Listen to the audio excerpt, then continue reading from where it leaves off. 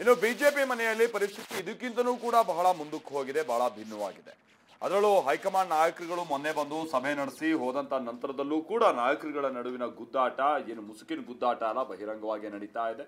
ಯತ್ನಾಳ್ ಅವರು ಇವತ್ತೂ ಕೂಡ ವಿಜಯೇಂದ್ರ ಹೆಸರನ್ನ ಹೇಳದೆ ಕೆಲ ಅಡ್ಜಸ್ಟ್ಮೆಂಟ್ ವಿಚಾರಗಳ ಬಗ್ಗೆ ಅವರು ವಾಗ್ದಾಳಿಯನ್ನ ನಡೆಸ್ತಾರೆ.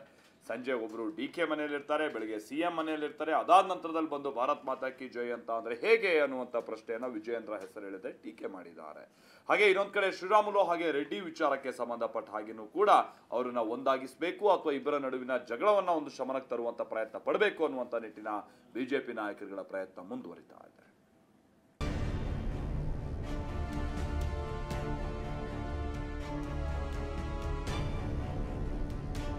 ಕಾಂಗ್ರೆಸ್ನಲ್ಲಿ ಸಿಎಂ ಕುರ್ಚಿ ಚರ್ಚೆ ಶುರುವಾಗಿದ್ರೆ ಬಿಜೆಪಿಯಲ್ಲೂ ಎಲ್ಲವೂ ಸರಿಯಿಲ್ಲ ಅನ್ನೋ ವಾತಾವರಣವೇ ಇದೆ. ಹೈಕಮಾಂಡ್ ಸೂಚನೆ ಬಳಿಕ ಕೊಂಚ ಸೈಲೆಂಟ್ ಆಗಿದ್ದ ಶಾಸಕ ಬಸನಗೌಡ ಪಾಟೀಲ್ ಯತ್ನಾಳ್ ಸದ್ಯ ಮತ್ತೆ ವಿಜಯೇಂದ್ರ ಹೆಸರು ಹೇಳದೆ ಸಿಡಿದೆದ್ದಿದ್ದಾರೆ. ರಾಜ್ಯ ಬಿಜೆಪಿ ಅಧ್ಯಕ್ಷ ಸ್ಥಾನಕ್ಕೆ ಸ್ಪರ್ಧೆ ಮಾಡೋದಕ್ಕೆ ನಾನ್ ಸಿದ್ಧ ಅನ್ನೋ ಸಂದೇಶವನ್ನ ಮತ್ತೊಮ್ಮೆ ಸಾರಿದ್ದಾರೆ.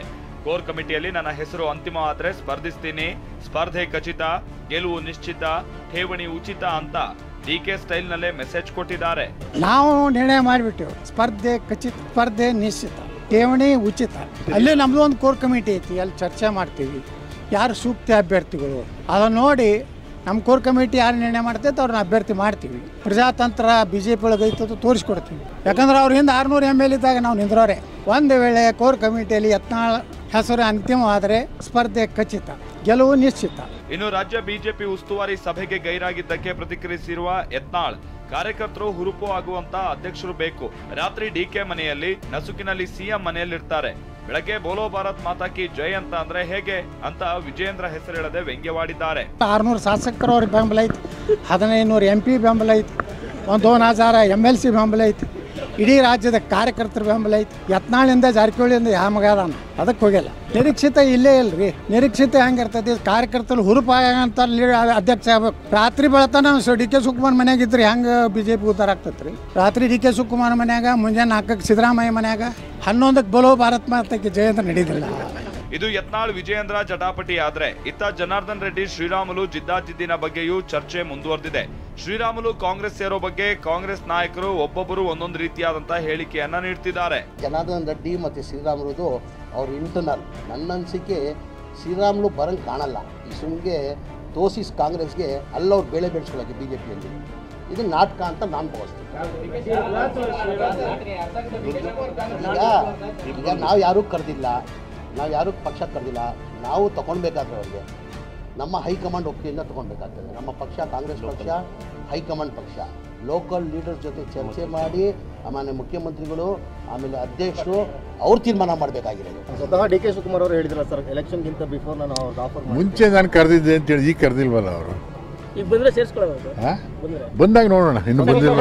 ಶ್ರೀರಾಮುಲು ಅವರು ಸ್ವಯಂ ಆಗಿ ಕಾಂಗ್ರೆಸ್ ಪಕ್ಷಕ್ಕೆ ನಾನು ಕಾಂಗ್ರೆಸ್ಸಿನ ಸಿದ್ಧಾಂತಗಳನ್ನು ಒಪ್ಪಿ ಪಕ್ಷಕ್ಕೆ ಬರ್ತೇನೆ ಅಂತ ಅವ್ರು ತೀರ್ಮಾನ ಮಾಡಿದ್ರೆ ನಮ್ಮ ಪಕ್ಷದಲ್ಲಿರ್ತಕ್ಕಂಥ ಏನು ST ಮುಖಂಡರುಗಳು ಯಾರೂ ಅವ್ರಿಗೆ ವಿರೋಧ ಇಲ್ಲ.